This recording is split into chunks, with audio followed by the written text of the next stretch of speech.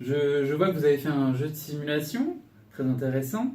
Qu'est-ce que vous en avez tiré? Qu'est-ce que vous pouvez m'en raconter? Dites-moi. Oui, il y avait bien un jeu, effectivement. Il s'appelait Mark Strat. Non, Mark Strat. En fait, c'est la première expérience pratique que j'ai eue en tant que chef de produit.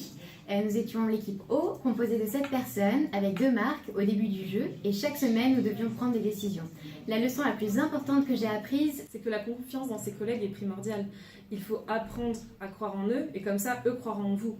Si on est dans une relation de méfiance où chacun commence à retravailler les décisions des uns et des autres, on ne s'en sort pas. Surtout que tous les services sont transversaux.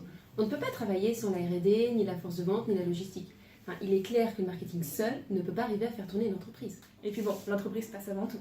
Clairement, il faut savoir donner la priorité aux projets et les classer par ordre d'importance.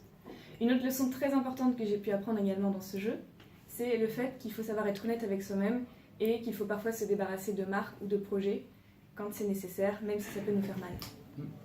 Et puis n'oublions pas quand même que le cœur du marketing, c'est vraiment de satisfaire les consommateurs et c'est surtout vers eux qu'on devrait se concentrer pour voir ce dont ils ont besoin, ce dont ils ont envie.